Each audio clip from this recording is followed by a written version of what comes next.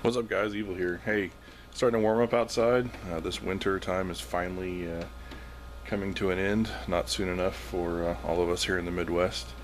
I thought I would do a bit of a drift car update because this will probably be the last one I do for a while. As things warms up, we'll be back out on the trail, run the scalers and the crawlers and stuff. So also, I've been getting a lot of response off of a drift video I did probably a year ago, and everybody's like, hey, try this and do this, how's this, you know. And it has like my TC4 stuff that's really out of date for me as far as drift cars. So I thought I'd go over what I'm currently running, and then I've got a little bit of run time so I can talk about setup a little bit on some of these and stuff like that. So let's check out what's going on here. So a lot of the people, at least the viewers of the old video, will recognize this body. This is the Yokomo GDM Brz.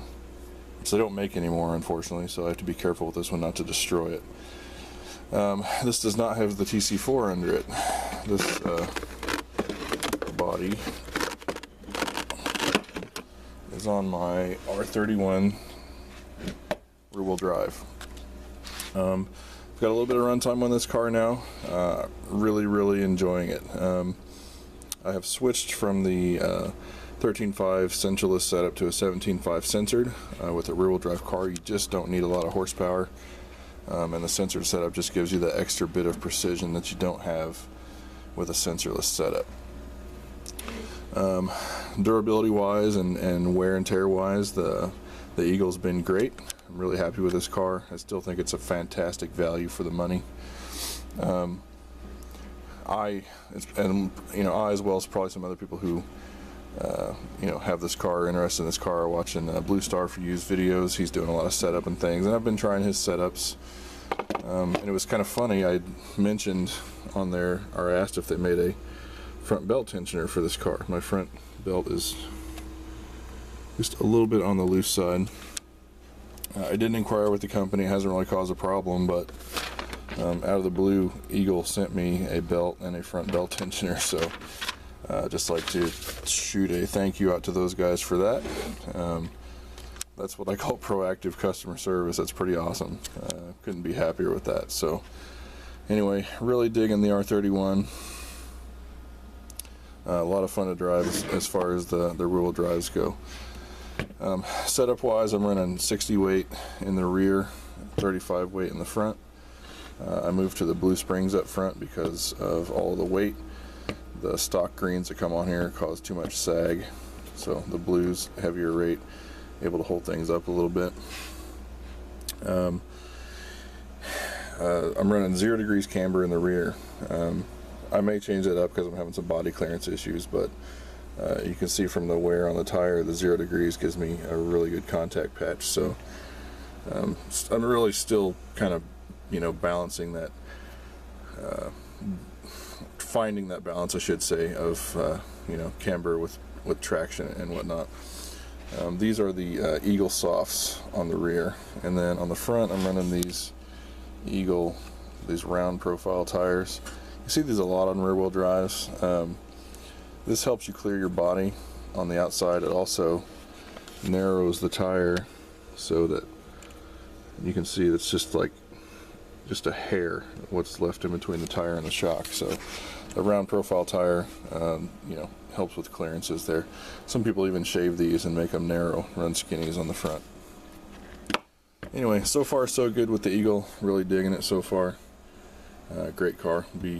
I'll be hanging on to it and driving it. So onto my other car that I've driving here. This is a new body. You guys probably haven't seen this. This is my Subaru Brz. It's pretty much done. I'm waiting on my graphics to get here, but I did take this out and run it last weekend. I'm pretty happy with it. And this is on my MS01d. This is another car that I'm really digging on. Done quite a bit of upgrades to it. It's got most of the aluminum and the carbon and stuff now. I can't help it, I'm compulsive. When there's upgrades to be done, I do them. So yeah, I really can't say enough about this car either. This car is really fun to drive. It's really well balanced, it's really quiet, It's just a well-engineered piece of machinery. Setup wise, I'm actually running the stock oil that comes with it. I don't know what weight it is, front and rear, but the suspension on this thing is just buttery smooth. I'm running 4 degrees in negative camber in the rear, and 6 degrees in the front. I am running the MST silver tires, front and rear. And I think that's about it.